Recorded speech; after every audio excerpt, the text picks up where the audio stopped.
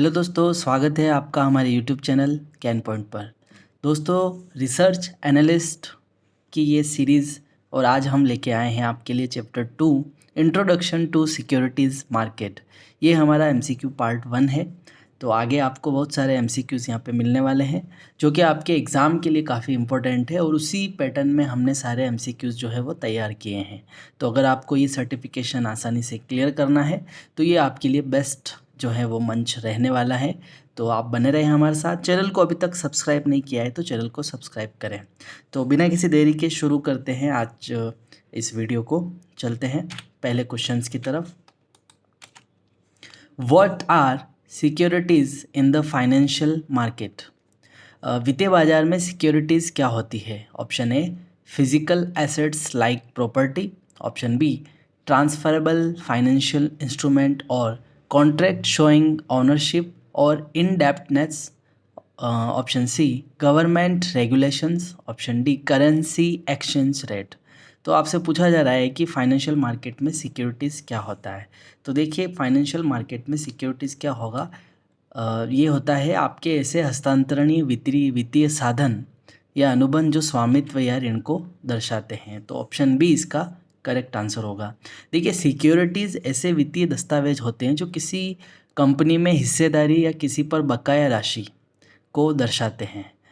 तो इन्हें हम क्या कर सकते हैं, ये खरीदे बेचे जा सकते हैं। तो इसी को हम क्या कहेंगे, सिक्योरिटीज़ कहेंगे। चलते क्वेश्चन नंबर 2 की तरफ। वो टाइपिकली इशू सिक्योरिटीज़।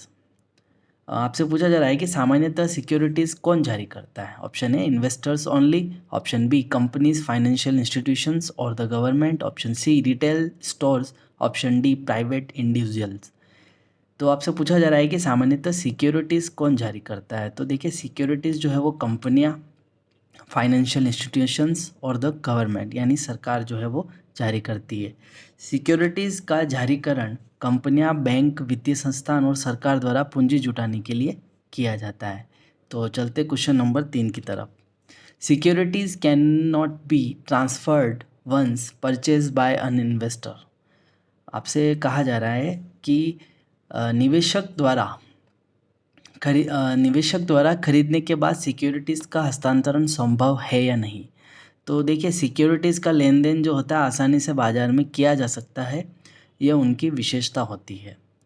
तो यहाँ पे आपका जो है वो फॉल्स हो जाएगा कि securities can not be transfer once purchase by an investor. यहाँ पे आपकी कैन नॉट लिखा है तो गलत स्टेटमेंट होगा ये, क्योंकि सिक्योरिटीज़ का लेन देन जो है आसानी से बाज़ार में किया जा सकता है। ये एक विशेषता भी होती है सिक्योरिटीज़ की। तो चलते क्वेश्चन नंबर 4 की तरफ। What is one of the primary benefits of owning securities for investor? निवेशकों के लिए सिक्योरिटीज़ रखने का एक मुख्य लाभ क्या है?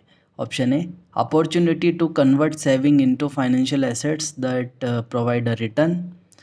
बचत को ऐसे वित्तीय साधनों में बदलने का अवसर जो रिटर्न देते हैं। Option B immediate wealth without any risk, बिना जोखिम के तुरंत आपकी वेल्थ बनाता है। Option C exemption from tax यानी कर से छूट। Option D guaranteed government bond यानी सरकारी बॉन्ड की गारंटी।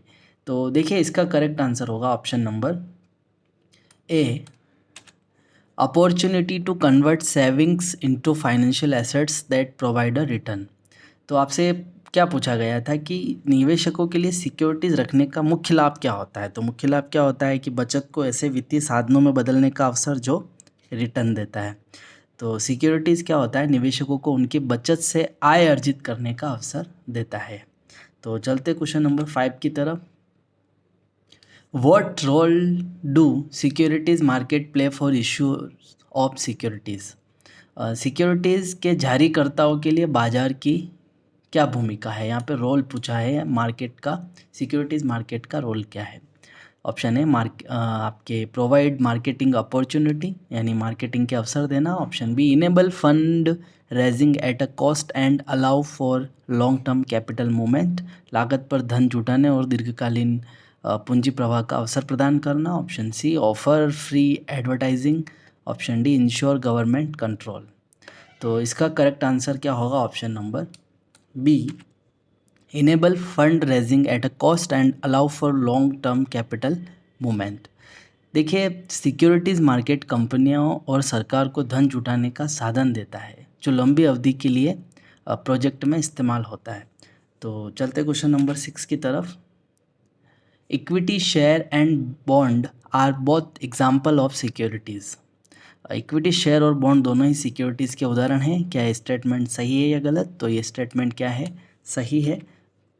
इक्विटी शेयर और बॉन्ड दोनों ही क्या होते हैं? सिक्योरिटीज़ के उदाहरण होते हैं। तो चलते क्वेश्चन नंबर 7 की तरफ। सिक्योरिटीज़ मार्केट इंश्योर, फिर यहाँ पे ब्लैंक दिया है, by enabling buying and selling at market price. Securities बाजार जो होता है सुनिश्चित करता है जिससे बाजार मूल्य पर खरीद और बिक्री संभव हो सके। तो क्या आपकी क्या देता है?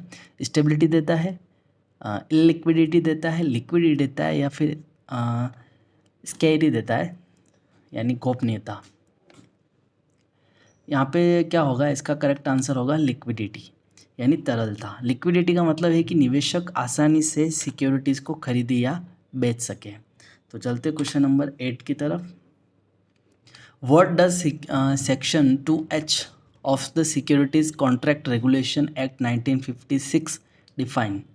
सिक्योरिटीज़ कॉन्ट्रैक्ट रेगुलेशन एक्ट 1956 की धारा 2H क्या परिभाषित करती है? Option A, the role of intermediaries, यानी मध्यस्थों की भूमिका। Option B, the definition of securities. Option C, the power of the central government. Option D, the responsibilities of investor. देखिए, जो सिक्योरिटीज़ कॉन्ट्रैक्ट एक्ट 1956 है, उसकी धारा 2H जो है वो क्या परिभाषित करती है? वो सिक्योरिटीज़ को परिभाषित करती है, सिक्योरिटीज़ का डेफिनेशन जो है वो बताती है। तो चलते हैं, इसका करेक्ट आंसर बी होगा। चलते क्वेश्चन नंबर 9 की तरफ। Which of the following is not included in the definition of securities under SCRA? निम्न में से SCRA में सिक्योरिटीज़ की परिभाषा में शामिल नहीं है। Option A share, option B derivatives, option C units linked to life insurance policy, option D debentures. तो इसका करेक्ट आंसर होगा option number C, units linked to life insurance policy. तो यहाँ पे शामिल क्या होता है? तो शेयर शामिल होते हैं, डेरिवेटिव्स शामिल होते हैं और डिबेंचर्स शामिल होते हैं। तो चलते क्वेश्चन नंबर 10 की तरफ। What are derivatives as per the definition of securities under SCRA? SCRA में सिक्योरिटीज़ की परिभाषा के अनुसार डेरिवेटिव्स क्या है?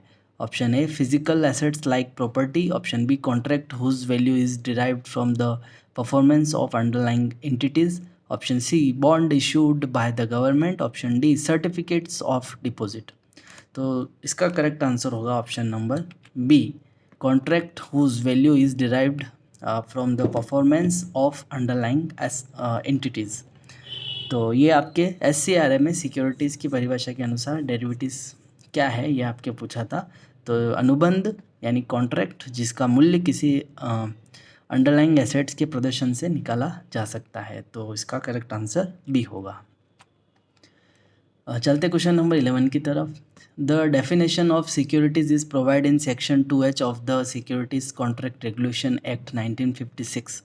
सिक्योरिटीज़ की परिभाषा SCRA की धारा 2H में दी गई है। ये हमने अभी एक क्वेश्चन में देखा भी था। तो ये आपका जो फैक्ट है वो ट्रू हो जाएगा, इसका आंसर हो जाएगा ट्रू। चलते क्वेश्चन नंबर 12 की तरफ। Unit linked insurance policy are considered as securities under the security contract regulation act 1956। देखिए, हमने देखा था कि सिक्योरिटीज़ कॉन्ट्रैक्ट रेगुलेशन एक्ट 1956 के तहत डिबेंचर, शेयर, आपके वो सब जो थे वो कंसिडर कर रहे थे, उनको हम सिक्योरिटीज़ अंडर सिक्योरिटीज़, लेकिन यूनिट लिंक्ड इंश्योरेंस पॉलिसी को हम कंसिडर नहीं कर रहे थे। यानी ये जो स्टेटमेंट है आपके फॉल्स हो जाएगा, गलत हो जाएगा। चलते हैं क्वेश्चन नंबर 13 की तरफ। What do equity share represent? Equity share क्या दर्शाते हैं?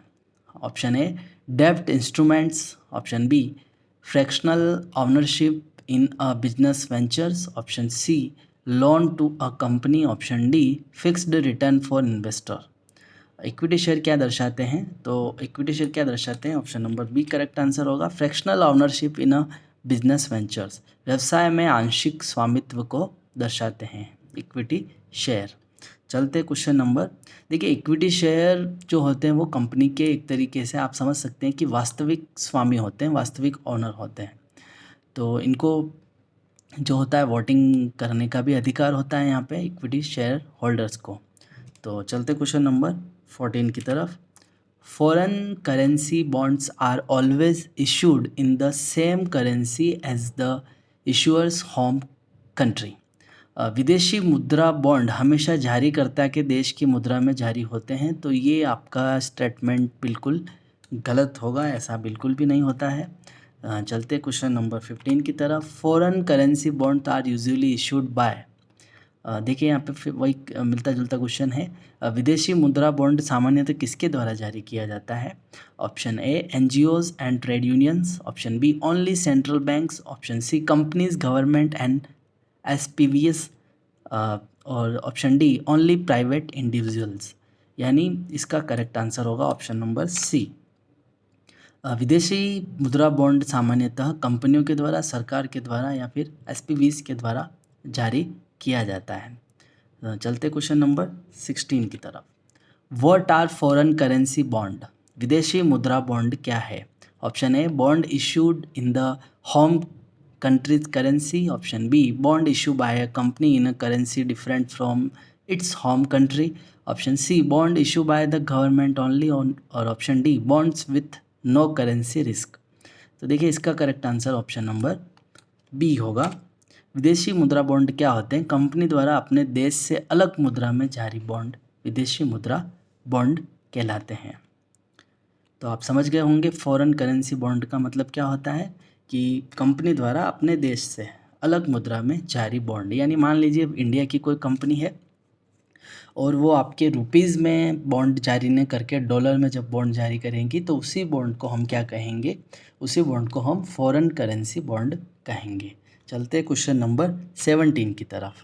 External bonds are also known as euro bond, external bond को यूरो बॉन्ड भी कहा जाता है। तो बिल्कुल सही आपके स्टेटमेंट दे रखा है ये, तो इसका आंसर ट्रू होगा।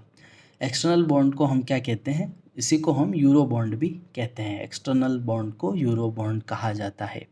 चलते क्वेश्चन नंबर 18 की तरफ। Masala bonds are denominated in blank and issued outside India. आपसे ये कहा जा रहा है कि मसाला बॉन्ड जो होते हैं वो फिल इन द ब्लैंक्स दिया यहाँ पे में मूल्यांकित होते हैं और भारत के बाहर जारी किए जाते हैं। तो मसाला बॉन्ड जो होते हैं वो यूएस डॉलर में, यूरोज़ में, इंडियन रुपीज़ में या फिर जापानीज़ येन में। तो मसाला बॉन्ड जो होगा वो इंडियन रुपीज़ में जो है वो मूल्यांकित होते हैं और भारत के बाहर जारी किए जाते हैं। तो चलते क्वेश्चन नंबर 19 की तरफ। What are external bonds also refer to as, यहाँ पे पूछा गया है कि एक्सटर्नल बॉन्ड को और किस नाम से जाना जाता है? Masala bond, euro bond, government bond या फिर कन्वर्टेबल बॉन्ड। तो इसका करेक्ट आंसर होगा आपके यूरो बॉन्ड। एक्सटर्नल बॉन्ड को हम यूरो बॉन्ड के नाम से भी जानते हैं। क्वेश्चन नंबर 20 की तरफ चलते हैं। Warrants give the investor the right to sell equity share of the issuer company in the future. Warrant निवेशक को भविष्य में कंपनी के इक्विटी शेयर बेचने का अधिकार देते हैं। तो ये तो बिल्कुल गलत स्टेटमेंट हो जाएगा, ऐसा नहीं होता है। चलते क्वेश्चन नंबर 21 की तरफ। Warrants entitle an investor to buy equity share at a blank. Warrant निवेशक को इक्विटी शेयर खरीदने का अधिकार किस प्रकार देते हैं? वेरिएबल मार्केट रेट पर, फ्यूचर स्पॉट प्राइस पर, प्री डिटरमाइंड प्राइस पर, सेबी डिसाइडेड प्राइस पर। देखिए वारंट्स जो होते हैं निवेशक वो इक्विटी शेयर खरीदने का अधिकार प्री डिटरमाइंड प्राइस पे देते हैं, यानी पूर्व निर्धारित जो मूल्य होता है उस पर यह आपको खरीदने का अधिकार देते हैं। चलते क्वेश्चन नंबर 22 की तरफ। What do warrants entitle an investor to do.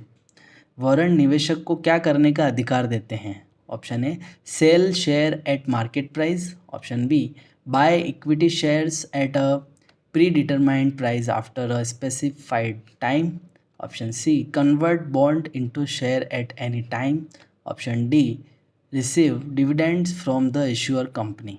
तो यहाँ पे क्या पूछा गया है कि वारंट निवेशक को क्या करने का अधिकार देते हैं, तो इसका करेक्ट आंसर होगा option number B, buy equity share at a predetermined price after a specified time, यानी एक निश्चित समय बाद पूर्व निर्धारित मूल्य पर इक्विटी शेयर खरीदना। तो वारंट निवेशक को क्या करने का अधिकार देंगे, एक निश्चित समय बाद पूर्व निर्धारित मूल्य पर इक्विटी शेयर खरीदने का राइट देंगे। तो चलते हैं क्वेश्चन नंबर 23 की तरफ। A market index tracks the market movement by using the prices of all the share listed on an exchange. एक मार्केट इंडेक्स बाजार की चाल को सभी सूचीबद्ध शेयरों के मूल्य से ट्रैक करता है। क्या ये सही है? तो ये बिल्कुल भी सही नहीं है, इसका आंसर होगा फॉल्स, यानी गलत है। देखिए, यह केवल चयनित प्रतिनिधि शेयरों से ट्रैक करता है। It uses a representative sample of selected share. तो चलते क्वेश्चन नंबर 24 की तरफ। Most leading indices are weighted by. यहाँ पे पूछा गया है कि अधिकांश प्रमुख जो इंडेक्स है, सूचकांक जो हैं, किस पर वेटेड होते हैं। ऑप्शन ए डिविडेंड यील्ड पर, ऑप्शन बी स्टॉक प्राइस पर, ऑप्शन सी मार्केट कैपिटलाइजेशन पर, ऑप्शन डी ट्रेडिंग वॉल्यूम पर। तो दोस्तों, इसका करेक्ट आंसर होगा option number C, market capitalisation पर। देखिए, अधिकांश प्रमुख इंडेक्स जो हैं वो मार्केट कैपिटलाइजेशन पर वेटेड होते हैं, ये आपको हमेशा ध्यान रखना है। चलते क्वेश्चन नंबर 25 की तरफ। What does a market index track. Market index क्या ट्रैक करता है। Option A individual stock performance, option B market movement, option C mutual fund performance, option D bond price. Market index क्या track करता है, तो market index market का movement यानी बाजार की चाल जो है वो ट्रैक करता है। तो आपको ये ध्यान रखना है, मार्केट इंडेक्स क्या ट्रैक करता है, मार्केट मूवमेंट यानी बाजार की चाल। तो चलते हैं क्वेश्चन नंबर 26 की तरफ। What is the most common method for weighting indexes. यहाँ पे आपसे पूछा गया है कि मोस्ट कॉमन मेथड क्या है, किसका मोस्ट कॉमन मेथड, सूचकांकों के वेटिंग का सबसे सामान्य तरीका कौन सा है। वेटिंग, यहाँ पे वेटिंग है, वेटिंग का सामान्य तरीका कौन सा है। तो अभी हमने देखा था एक क्वेश्चंस में, इक्वल वेटिंग नहीं होता है, price weighting, market capitalisation weighting. तो इसका करेक्ट आंसर होगा ऑप्शन नंबर सी, बाजार पूंजीकरण। देखिए, अधिकांश जो प्रमुख इंडेक्स है जैसे निफ्टी, सेंसेक्स, ये वेट शेयरों के बाजार पूंजीकरण पर आधारित होता है, यानी बड़ी कंपनियों का इंडेक्स में अधिक प्रभाव होता है। तो चलते क्वेश्चन नंबर 27 की तरफ। A market index tracks the market movement by using the prices of all the share listed on an exchange. यहाँ पे आपसे पूछा गया है कि एक मार्केट इंडेक्स बाजार की चाल को सभी सूचीबद्ध शेयरों के मूल्यों से ट्रैक करता है, ये सही है या गलत। तो ये गलत होगा। इंडेक्स जो है वो केवल प्रतिनिधि शेयरों के चयनित समूह के दाम से बाजार की दिशा बताते हैं, न कि सभी शेयरों से। ये हमेशा आपको ध्यान रखना है। चलते क्वेश्चन नंबर 28 की तरफ। Most leading indices are weighted by. यहाँ पे आपसे पूछा गया है कि अधिकांश प्रमुख इंडेक्स किस आधार पर वेटेड होते हैं। डिविडेंड यील्ड पर, स्टॉक प्राइस पर, मार्केट कैपिटलाइजेशन पर, ट्रेडिंग वॉल्यूम पर। तो देखिए, घूम फिर के वही प्रश्न रिपीट हुआ है। इसका करेक्ट आंसर होगा मार्केट कैपिटलाइजेशन, बाजार पूंजीकरण। तो अधिकांश जो जितने भी इंडेक्स है, मेन प्रमुख इंडेक्स जो भी हैं, वो सब वेटेड है आपके मार्केट कैपिटलाइजेशन पे। तो इसका correct answer option number C होगा। चलते क्वेश्चन नंबर 29 की तरफ। What is the primary function of a mutual fund. Mutual fund का प्रमुख कार्य क्या है।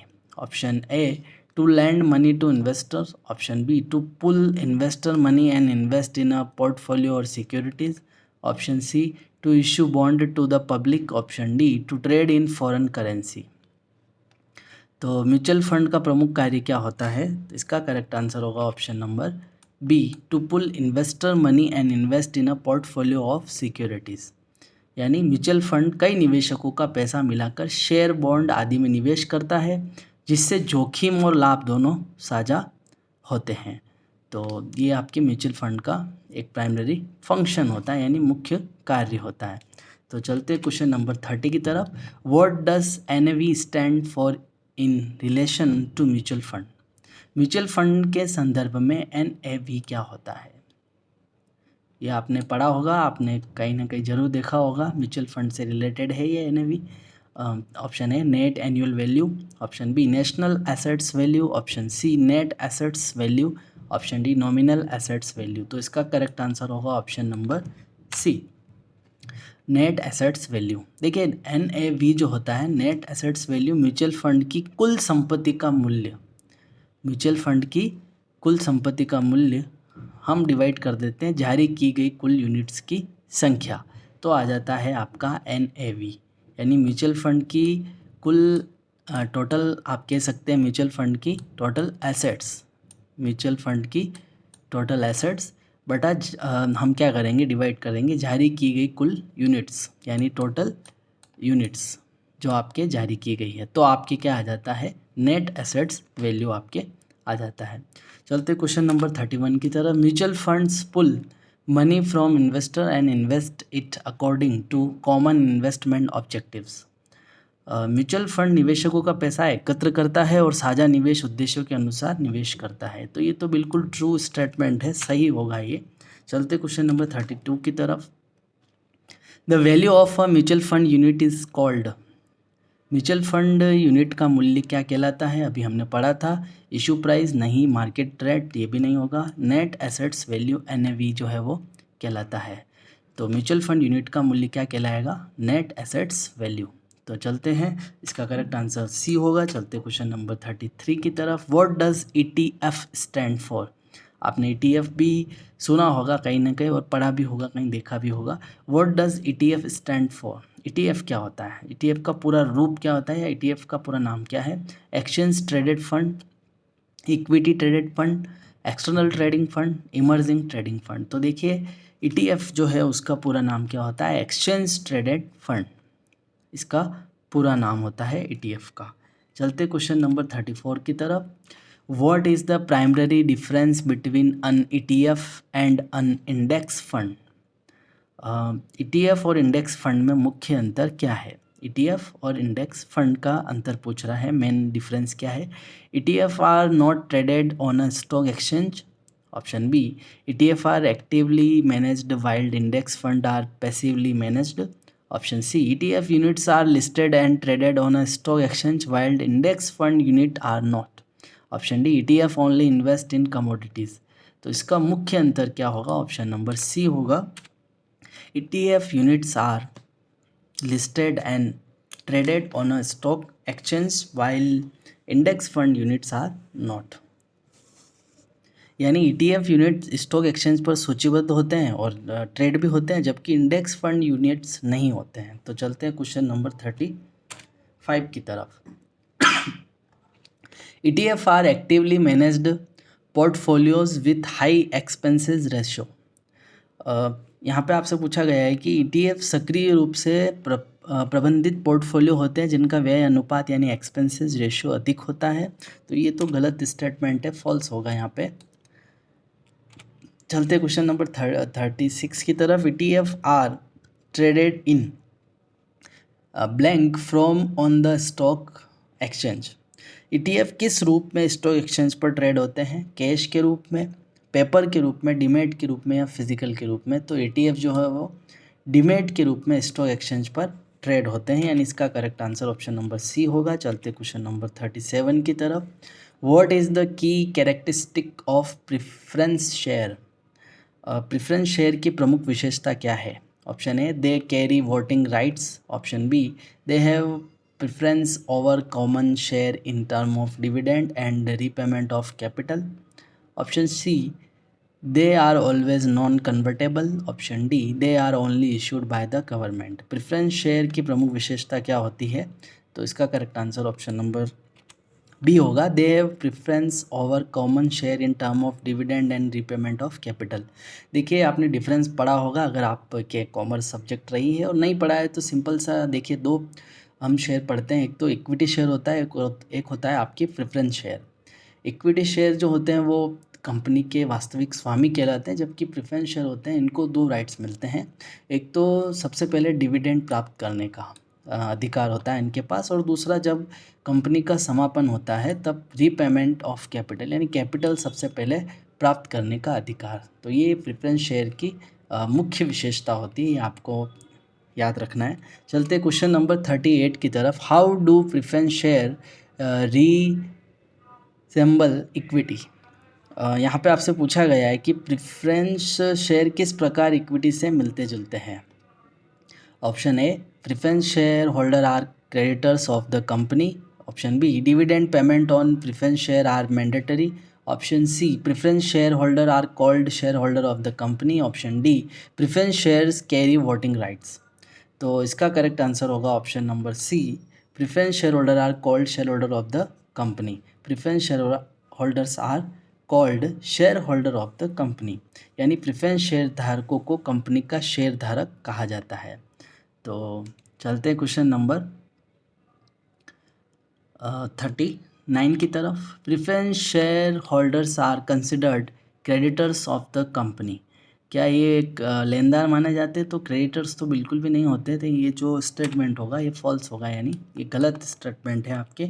चलते क्वेश्चन नंबर 40 की तरफ। Preference share have features of both. Preference शेयरों में एंड ब्लैंक दिया है, एंड डेब्ट इंस्ट्रूमेंट्स, यानी प्रेफरेंस शेयरों में और ऋण साधनों दोनों की विशेषता होती है। प्रेफरेंस शेयर और किसकी बात कर रहा है यहाँ पे? इक्विटी शेयर होल्डर की बात कर रहा है, यानी प्रेफरेंस शेयरों में इक्विटी और ऋण साधनों दोनों की विशेषताएं होती है। तो इसका correct answer option number B होगा। चलते क्वेश्चन नंबर 41 की तरफ। What are convertible debentures. Convertible debentures क्या है? Option A, debt instruments that can be converted into government bond. Option B, debt instrument that can be converted into equity share at a future date. Option C, equity instrument that provide fixed interest. Option D, bonds that can be converted into foreign currency. यानी convertible debenture क्या होता है? तो convertible debenture क्या होता है? Option number B इसका correct answer है। डेब्ट instrument that can be converted into equity share at a future date. ऋण साधन जिन्हें भविष्य में हम इक्विटी शेयर में बदला जा सकता है, तो इन्हीं को हम क्या कहेंगे? Convertible debenture. चलते क्वेश्चन नंबर 42 की तरफ। Which of the following describe fully convertible debenture FCD। पूरी तरह कन्वर्टेबल डिवेंचर का वर्णन कौन करता है? Option A, only a portion of the debenture is converted into equity share. Option B, the entire face value of the debenture is converted into equity share. Option C, debenture that can only be converted into foreign currency. Option D, debentures that can be converted at the options of the bond holder. तो इसका correct answer option number B होगा। The entire face value of the debenture is converted into equity share. पूरी तरह convertible debenture का वर्णन कौन करता है? तो पूरे फेस वैल्यू को इक्विटी शेयर में बदला जाता है। तो इसका करेक्ट आंसर बी होगा। चलते क्वेश्चन नंबर 43 की तरफ। Convertible debenture combined features of both डेब्ट एंड इक्विटी। यहाँ पे आपसे पूछा जा रहा है कि कन्वर्टेबल डिवेंचर जो है वो ऋण और इक्विटी दोनों की विशेषताएं होती है। तो बिल्कुल सही होगा इसका, ये स्टेटमेंट आपके सही दिया है, ट्रू होगा। चलते क्वेश्चन नंबर 44 की तरफ। Fully convertible debenture FCDs convert blank into equity share, portion of interest, entire face value, only market value और पार्शियल प्रोसीड्स। तो देखिए पूरा का पूरा यानी इंटायर फेस वैल्यू जो है इनटू इक्विटी शेयर में बदली जाती है। जो पूरी तरह आपके कन्वर्टेबल डिवेंचर होते हैं, फुली कन्वर्टेबल डिवेंचर, उनको कन्वर्ट किया जाता है। इंटायर फेस वैल्यू को किस में कन्वर्ट किया जाता है? इक्विटी शेयर में। तो इसका correct answer option number B होगा। चलते हैं क्वेश्चन नंबर 45 की तरफ। What do depository receipts represent. Depository receipt क्या दर्शाते हैं? Option A, bond of foreign companies. Option B, share of foreign company. Option C, government securities. Option D, certificates of deposit. तो इसका correct answer option number B होगा, share of a foreign company. तो आपसे क्या कहा गया है कि डिपॉजिटरी रिसिप्ट क्या दर्शाते हैं? तो विदेशी कंपनी के शेयर दर्शाते हैं। चलते हैं क्वेश्चन नंबर 46 की तरफ। Where are depository receipts traded. Depository receipt कहाँ ट्रेड होते हैं? Option A in the foreign company's home market, विदेशी कंपनी के घरेलू बाजार में। Option B in the local market where the DER is issued. Option C exclusively in the US market. Option D only in private placement deals. तो देखिए आपके depository receipts कहाँ trade होते हैं, तो in the local market where the DR is issued, जहाँ पे जो है DR जारी किया गया है वहीं स्थानीय बाजार में ये ट्रेड होते हैं। चलते क्वेश्चन नंबर 47 की तरफ। Depository receipts represent share of a domestic company traded in foreign market. क्या यह स्टेटमेंट सही है कि डिपॉजिटरी रिसिप्ट घरेलू कंपनी के शेयरों का प्रतिनिधित्व करते हैं जो विदेशी बाजारों में ट्रेड होते हैं? तो ये तो स्टेटमेंट आपके उल्टा दिया है, यानी ये क्या हो जाएगा, गलत। तो चलते क्वेश्चन नंबर 48 की तरफ। Depository receipts are blank that represent share of a foreign company. Depository receipt विदेशी कंपनी के शेयरों का प्रतिनिधित्व करने वाले क्या होते हैं? डेब्ट इंस्ट्रूमेंट होते हैं, फाइनेंशियल इंस्ट्रूमेंट होते हैं, इंश्योरेंस कॉन्ट्रैक्ट होते हैं, गवर्नमेंट सिक्योरिटीज़ होते हैं। तो ये होते हैं आपके फाइनेंशियल इंस्ट्रूमेंट यानी वित्तीय साधन होते हैं। तो डिपॉजिटरी रिसिप्ट विदेशी कंपनी के शेयरों का प्रतिनिधित्व करने वाले फाइनेंशियल इंस्ट्रूमेंट यानी वित्तीय साधन होते हैं। चलते क्वेश्चन नंबर 49 की तरफ। What is an American depository receipts, ADR? Option A a depository receipt issue by a US company traded in India. Option B a depository receipt issue bye a non-US company and traded in the US. Option C a depository receipt issued by a non-Hong Kong company traded in the Hong Kong market. Option D a depository receipt issued by a European company in multiple countries.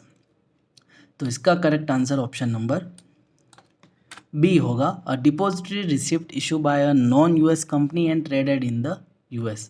तो अभी आपको समझ आ चुका होगा कि American what is an American depository receipt. American depository receipt क्या है? तो एक गैर अमेरिकी कंपनी द्वारा जारी और अमेरिका में ट्रेड होने वाला DR। तो गैर अमेरिकी कंपनी होनी चाहिए और ट्रेड कहाँ होगा, अमेरिका में। तो चलते हैं क्वेश्चन नंबर 50 की तरफ। Which of the following Indian companies has issued American depository receipt? निम्नलिखित में से किस भारतीय कंपनी ने अमेरिकन डिपॉजिटरी रिसिप्ट जारी किया है? Option A Tata Motors, option B Standard Chartered Bank, option C Infosys, option D Reliance Industries. तो इसका करेक्ट आंसर होगा ऑप्शन नंबर सी इन्फोसिस। तो देखिए इन्फोसिस जो है वो भारतीय कंपनी है जिसने अमेरिकन डिपॉजिटरी रिसिप्ट जारी किया है, यानी इसका correct answer option number C हो जाएगा। हम चलते हैं अगले क्वेश्चन की तरफ। American depository receipts are issued by the US company and traded in India, यानी अमेरिकन कंपनियों द्वारा जारी किए जाते हैं आपके और भारत में कारोबार होते हैं। क्या स्टेटमेंट सही है? American depository receipt are issued by US company and traded in India, तो ये तो उल्टा दिया है आपके फिर से। अगर अमेरिकन डिपॉजिटरी रिसिप्ट है तो इशू किसकी तरफ से होगा, इंडिया की तरफ से, और US company and traded in India, तो ये उल्टा दिया है। इशू जो होता है वो दूसरी कंपनी, और क्योंकि अमेरिकन डिपॉजिटरी रिसिप्ट है तो आपके ट्रेड कहाँ होगा, ट्रेड आपके अमेरिका में होगा। तो ADRs असल में गैर अमेरिकी कंपनियों के शेयरों का प्रतिनिधित्व करते हैं जो अमेरिका में ट्रेड होते हैं। तो आपको ये स्टेटमेंट क्या दे रखा है, गलत दे रखा है, यानी इसका आंसर ऑप्शन बी होगा। चलते हैं क्वेश्चन नंबर 52 की तरफ। ADRs are depository receipt traded in the blank and issued by non US company. देखिए अभी यहाँ पे आपको एक तरीके से पहले वाला क्वेश्चन ही है, बस यहाँ पे ब्लैंक दिया है कि ADR जो है किस बाज़ार में कारोबार होते हैं और किसके द्वारा। तो जारी तो आपके bye non companies, issue bye non US company. देखिए ये सही है, आपके ADRs है यानी अमेरिकन डिपॉजिटरी रिसिप्ट है। तो जो है इशू जो है वो नॉन US कंपनी द्वारा होगा, और लेकिन इशू कहाँ पे होगा, तो वो होगा आपके यूनाइटेड स्टेट में यानी अमेरिका में। तो चलते हैं क्वेश्चन नंबर 53 की तरफ। What is the key features of a foreign currency convertible bond FCCB? Foreign currency convertible bond की मुख्य विशेषताएं क्या है? ऑप्शन है it is D nominated in Indian rupees. Option B it is issued in the international market and denominated in foreign currency. Option C it cannot be converted into equity share. Option D it is only issued by the government.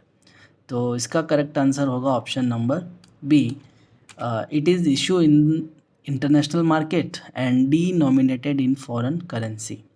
तो यहाँ पे foreign currency convertible bond की बात की जा रही है कि ये क्या होते हैं, ये अंतर्राष्ट्रीय बाज़ारों में जारी किए जाते हैं और विदेशी मुद्रा में जो है वो इनका डिनोमिनेटेड इन फॉरेन करेंसी यानी विदेशी मुद्रा में होते हैं.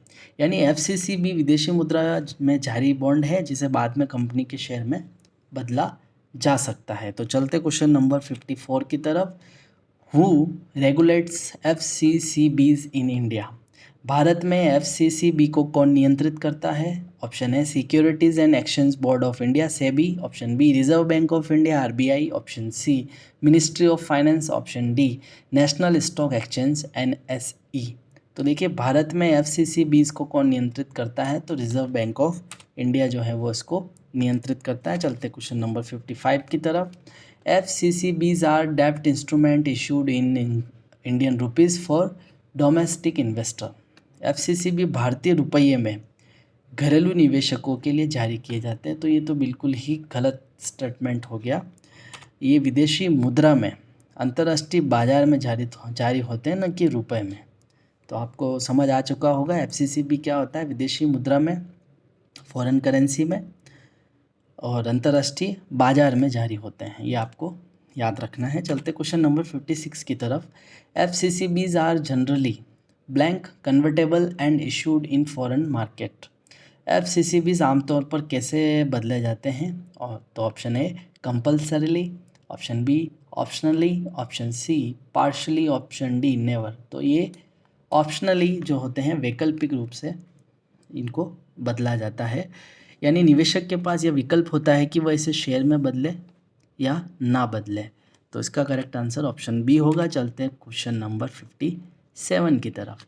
What is the interest rate of equity linked debenture ELDS based on? Equity linked debenture की ब्याज दर किस पर आधारित होती है? Option A fixed interest rate set by the issuer. Option B returns of the underlying equity assets. Option C government bond yield. Option D currency exchange rate. तो इसका करेक्ट आंसर होगा option number B return of the underlying equity assets. देखिए equity link debenture की ब्याज दर किस पर आधारित होती है? तो return of the underlying equity assets, यानी जो आपके अंडरलाइंग इक्विटी संपत्ति के रिटर्न पर आधारित होती है. इनका रिटर्न शेयर बाजार के प्रदर्शन पर निर्भर करता है. तो चलते क्वेश्चन नंबर 58 की तरफ. What type of protection is typically provided by equity link debenture? आपके ELDs आमतौर पर किस प्रकार की सुरक्षा प्रदान करते हैं? Option A fully protection against currency fluctuations. Option B fully capital protection with equity participation.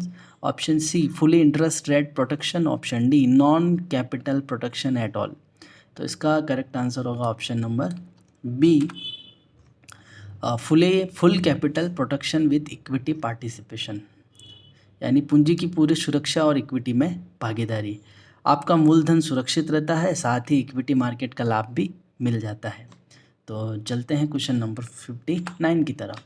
Equity linked debenture are fixed interest instruments that offer guaranteed return. ELDs निश्चित ब्याज वाले उपकरण हैं जो गारंटीड रिटर्न देते हैं. तो ये स्टेटमेंट हो जाएगा बिल्कुल गलत. देखिए इनका रिटर्न शेयर बाजार के प्रदर्शन पर निर्भर करता है, तो गारंटी नहीं होती है. चलते क्वेश्चन नंबर 60 की तरफ. Equity link debenture ELDs are blank rate instruments whose return depend on equity market performance. तो यहाँ पे आपकी वही प्रश्न रिपीट हो रहा है एक तरीके से कि ELDs किस प्रकार की दर वाले उपकरण हैं? तो फिक्स्ड रेट होती है क्या? तो नहीं. Option B floating, option C zero coupon, option D taxable. तो इसका होगा फ्लोटिंग आंसर। इनकी ब्याज दर निश्चित नहीं होती है बल्कि इक्विटी मार्केट के साथ बदलती रहती है। तो चलते हैं क्वेश्चन नंबर 61 की तरफ। What does the interest rate of commodity linked debentures depend on. Commodity linked debenture की ब्याज दर किस पर आधारित होती है? Option number A the return of the underlying commodity assets, option B the return of equity market, option C the interest rate set by central bank, option D currency exchange rate। तो इसका correct answer होगा option number A the return of the underlying commodity assets. देखिए आपके जो underlying assets होती है, commodity assets होती है कि रिटर्न जो होता है इनका रिटर्न किसी कमोडिटी जैसे सोना चांदी के मूल्य पर निर्भर करता है। तो चलते हैं क्वेश्चन नंबर 62 की तरफ। Which commodities are most commonly linked to commodity linked debentures? CLDs में सबसे अधिक किस कमोडिटी को जोड़ा जाता है? Option A oil and gas, option B precious metals like gold and silver, option C agriculture product, option D industrial metals. तो इसका करेक्ट आंसर होगा option number B precious metals like gold and silver. तो देखिए CLDs में यानी commodities जो आपके commodities linked debenture होते हैं उसमें जो है मुख्य रूप से कीमती धातु जैसे सोना और चांदी सबसे लोकप्रिय यही होते हैं। तो इन्हीं को हम अंडरलाइन कमोडिटी में आपके जोड़ा जाता है। चलते क्वेश्चन नंबर 63 की तरफ। CLDs are floating rate instruments whose return are based on equity indices. CLD floating rate उपकरण है जिनका रिटर्न इक्विटी इंडेक्स पर आधारित है। तो ये तो गलत स्टेटमेंट है यानी फॉल्स होगा। देखिए इनका रिटर्न कमोडिटी के दाम पर आधारित होता है न कि इक्विटी इंडेक्स पर। तो यहाँ पे जो दिया है इक्विटी इंडेक्स ये गलत है। यहाँ पे क्या होना चाहिए था? यहाँ पे होना चाहिए था कमोडिटी के दाम होने चाहिए थे। इनका रिटर्न किस पर डिपेंड करता है? कमोडिटी के रेट पर डिपेंड होता है न कि इक्विटी इंडेक्स पर। चलते क्वेश्चन नंबर 64 की तरफ। Commodities linked debentures are blank rate डेब्ट इंस्ट्रूमेंट्स। CLD किस प्रकार के ऋण उपकरण होते हैं? फिक्स्ड होते हैं, फ्लोटिंग होते हैं, जीरो कूपन होते हैं, इन्फ्लेशन इंडेक्सेस होते हैं। तो ये तो रिपीटेड क्वेश्चन है एक तरीके से। फ्लोटिंग होगा यहाँ पे इसका आंसर, यानी इसकी ब्याज दर जो होती है कमोडिटी के मूल्य के अनुसार बदलती रहती है। चलते क्वेश्चन नंबर 65 की तरफ। What type of assets typically back mortgage backed securities MBS। Mortgage backed securities आमतौर पर किन परिसंपत्तियों यानी किन एसेट्स पर आधारित होते हैं? Option A auto loans, option B home loans, option C credit card receivables, option D rent receivable. तो इसका आंसर होगा होम लोन। देखिए आपके MBS यानी मॉर्गेज बैक्ड सिक्योरिटीज़ ऐसे बॉन्ड होते हैं जो होम लोन से मिलने वाली किस्तों से समर्थित होते हैं। तो चलते क्वेश्चन नंबर 66 की तरफ। Which of the following is a common feature of both mortgage backed securities and assets backed securities. यानी MBS और ABS में क्या पूछ रहा है? आपके कॉमन फीचर पूछ रहा है कि एक सामान्य विशेषता क्या है। Option A they are backed by physical assets only, option B they provide liquidity by securitising financial assets, option C they are only issued by government institutions, option D they do not involve credit rating. तो इसका correct answer होगा option number B they provide liquidity by securitising financial assets. देखिए MBS और ABS दोनों निवेशकों को नकदी यानी कैश उपलब्ध कराने के लिए ऋण या प्राप्तियों को बॉन्ड में बदलते हैं। तो चलते हैं क्वेश्चन नंबर 67 की तरफ। Mortgage backed securities are issued against the receivable from home loan. तो अभी हमने पढ़ा था होम लोन पे जो है वो प्राप्तियों के विरुद्ध जारी किए जाते हैं। तो ये तो करेक्ट आपका स्टेटमेंट दे रखा है कि होम लोन की किस्तें इनके आधार पर होती है। किसके आधार पे? MBS के आधार पे। चलते क्वेश्चन नंबर 68 की तरफ। MBS are issued against receivable and cash flow primarily from. Option A auto loans, option B gold loan, option C home loan, option D personal loan. इसका करेक्ट आंसर होगा option number C home loan. देखिए MBS मुख्य रूप से किस से प्राप्त होने वाले कैश फ्लो पर आधारित होते हैं, तो होम लोन्स पे प्राप्त होने वाले होते हैं ये। अभी हमने ये लगभग तीसरा क्वेश्चन है जो एक तरीके से मिलता जुलता है। चलते क्वेश्चन नंबर 69 की तरफ। What do real estate investment trusted primarily invest in? आपके रियल इस्टेट इन्वेस्टमेंट ट्रस्टेड मुख्य रूप से किस में निवेश करते हैं? ऑप्शन ए कमोडिटीज़ में, option B revenue generating infrastructure project में, option C real estate project में, ऑप्शन डी फॉरेन करेंसी में। तो ये करते हैं रियल इस्टेट प्रोजेक्ट में। REITs का उद्देश्य आय पैदा करने वाली संपत्तियों में निवेश करना होता है, यानी रियल इस्टेट प्रोजेक्ट में ये निवेश करते हैं। चलते क्वेश्चन नंबर 70 की तरफ। What is the minimum percentage of assets that REITs are required to hold in the form of real estate assets?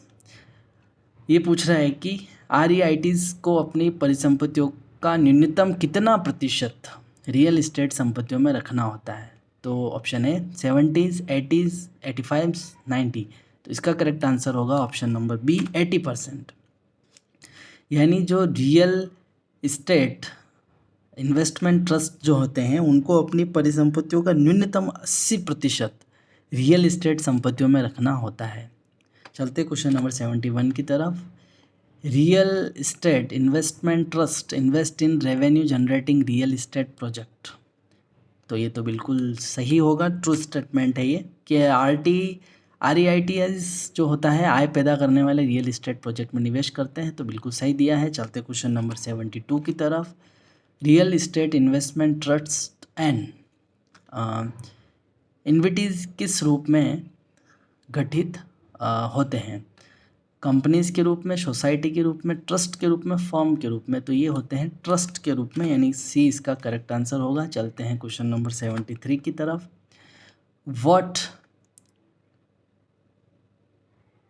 What distinguishes a commodity from a non commodity? यहाँ पे आपसे पूछा जा रहा है कि किसी वस्तु को कमोडिटी और नॉन कमोडिटी में क्या अंतर, किसी वस्तु को कमोडिटी और नॉन कमोडिटी में क्या अंतर करता है? तो यहाँ पे आपके डिफरेंसेस पूछ रहा है एक तरीके से, commodity from non commodity. Option है commodities are customisable whereas non commodities are not. Option B commodities are interchangeable with other goods of the same type. Option C commodities have unique design unlike non-commodities. Option D commodities are always made from precious materials. तो इसका correct answer option number B होगा, commodities are interchangeable with other goods of the same type. तो commodity एक जैसी होती है और अदला बदली की जा सकती है, जैसे गेहूँ, सोना, सबकी क्वालिटी समान मानी जाती है। तो चलते हैं क्वेश्चन नंबर, इसका करेक्ट आंसर बी होगा। चलते क्वेश्चन नंबर 74 की तरफ। Which of the following is classified as a hard commodity? इनमें से कौन सा हार्ड कमोडिटी है? वीट, कॉफ़ी, गोल्ड और कॉटन। तो देखिए हार्ड कमोडिटी क्या होगा? गोल्ड होगा यहाँ पे। तो सी इसका करेक्ट आंसर होगा। चलते क्वेश्चन नंबर 75 की तरफ। Gold bars are considered commodities but gold jewellery is not.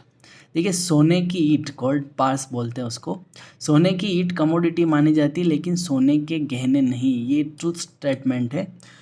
Commodity में केवल मानकीकृत रूप यानी स्टैंडर्ड फॉर्म आता है। गहनों का डिज़ाइन क्योंकि बदल जाता है तो वे यूनिक हो जाते हैं, इसलिए जो सोना है, सीधा सोना है जिसको ढाला नहीं गया है, वो आपका क्या होगा? वो आपको कमोडिटी माना जाएगा। जबकि ज्वेलरी जो भी है आपकी, गोल्ड ज्वेलरी, वो आपकी कमोडिटी नहीं मानी जाएगी।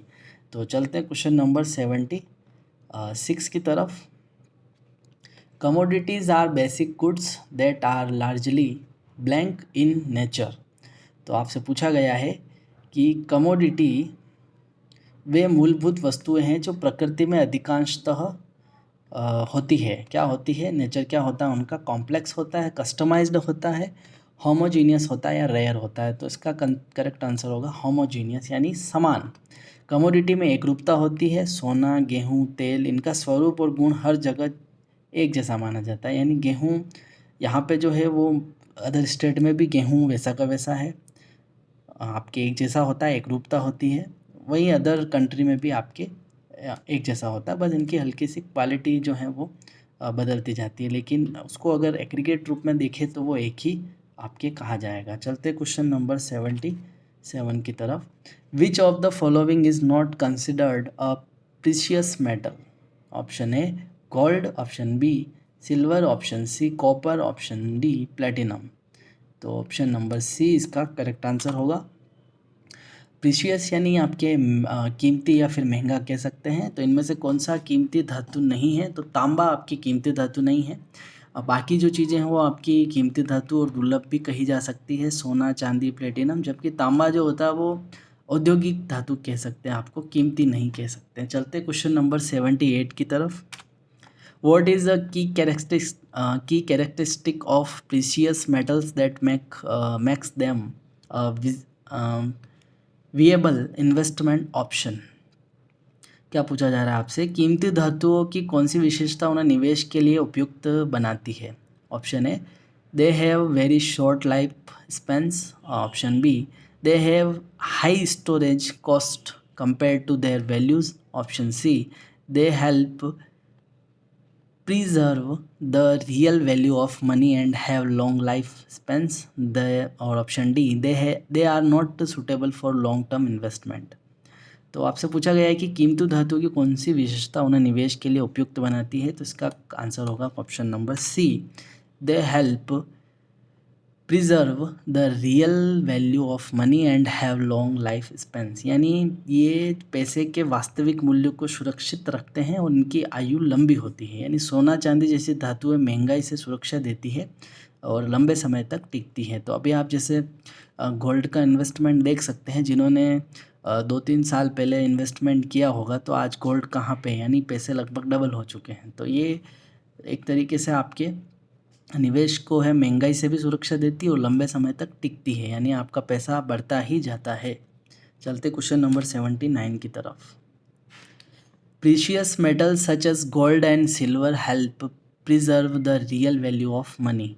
कीमती सोना और चांदी जैसी कीमती धातुओं पैसे के वास्तविक मूल्य को सुरक्षित रखती है। तो ये करेक्ट स्टेटमेंट है, ट्रू इसका करेक्ट आंसर होगा।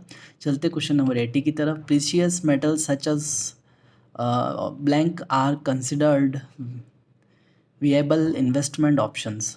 कीमती धातुओं में से निवेश के लिए कौन सा उपयुक्त है? Copper and zinc, gold and silver, निकल and lead, iron and steel. तो इसमें होगा गोल्ड एंड सिल्वर। कीमती धातुओं में सोना और चांदी जो होते हैं वो निवेश के पारंपरिक और सुरक्षित विकल्प होते हैं।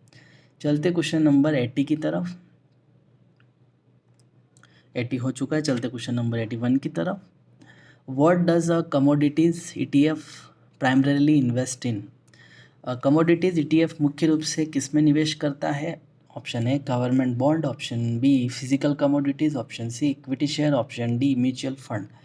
तो कमोडिटीज़ ETF मुख्य रूप से किस में निवेश करता है? तो फिजिकल कमोडिटीज़ में निवेश करता है। कमोडिटी ETF भौतिक वस्तुओं जैसे सोना, चांदी, तेल आदि में निवेश करता है। चलते क्वेश्चन नंबर 82 की तरफ।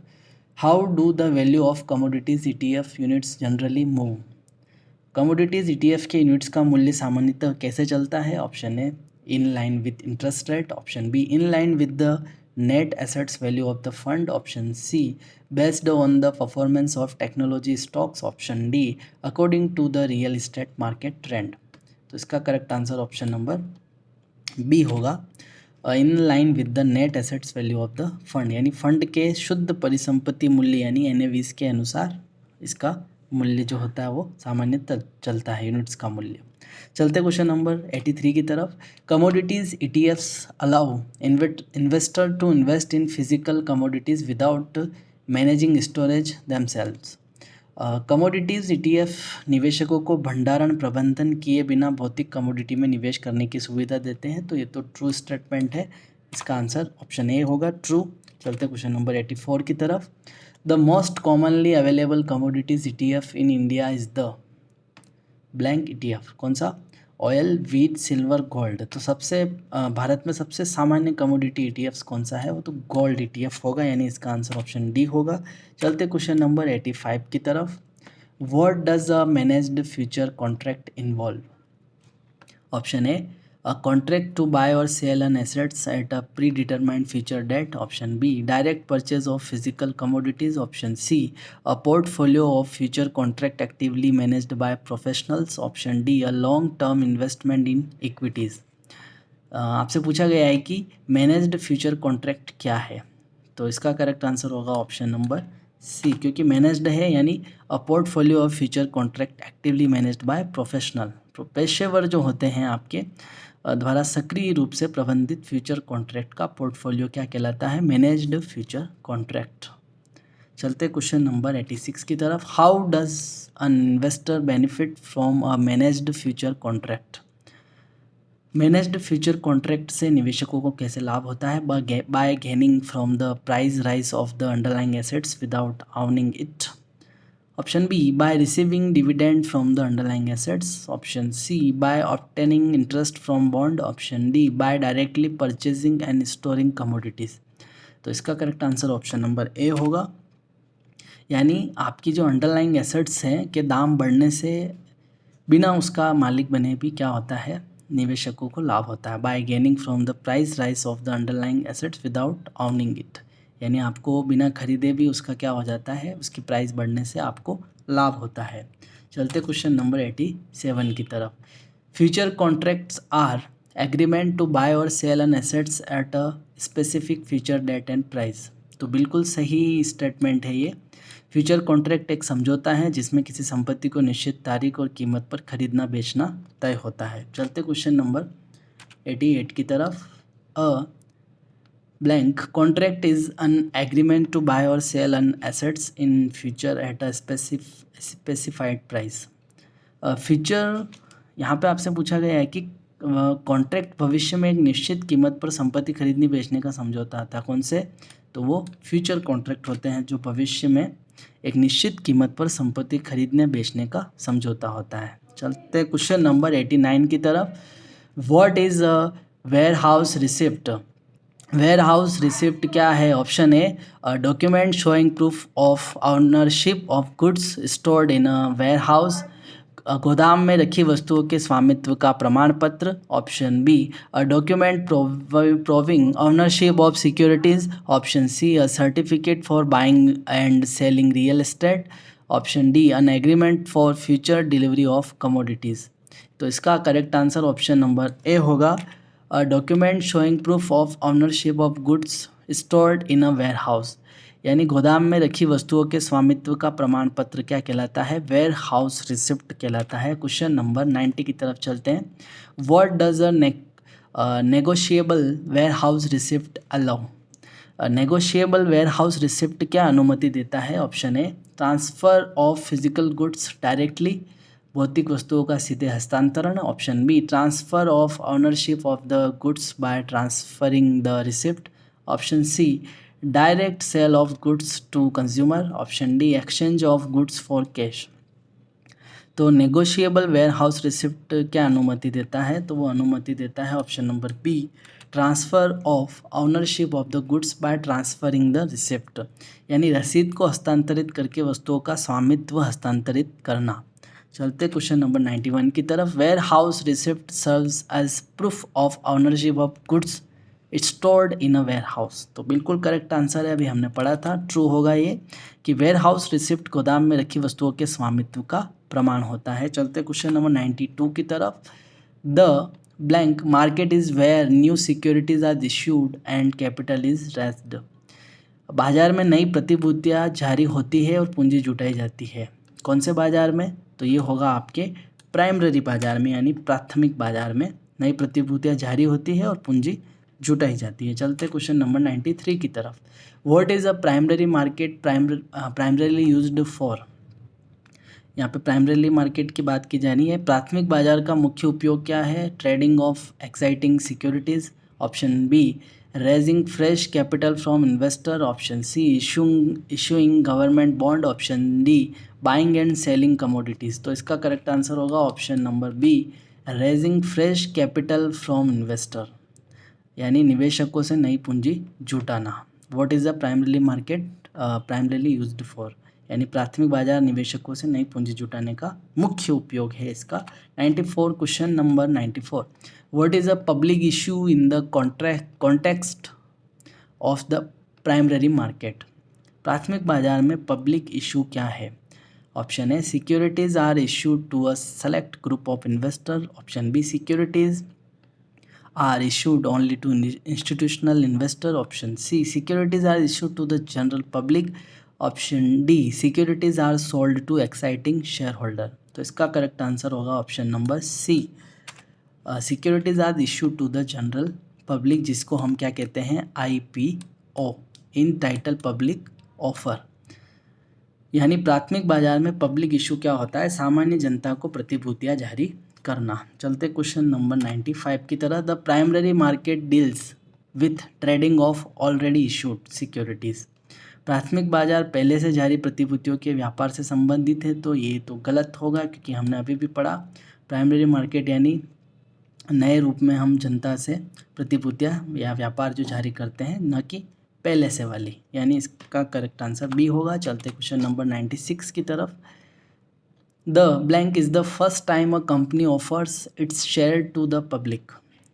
यानी कंपनी द्वारा पहली बार जनता को शेयर ऑफर करने को क्या कहते हैं, अभी भी मैंने बताया था, राइट इश्यू नहीं IPO, यानी इसका करेक्ट आंसर IPO होगा, इन टाइटल पब्लिक ऑफर या फिर इनिशियल पब्लिक ऑफर इसको हम कह सकते हैं।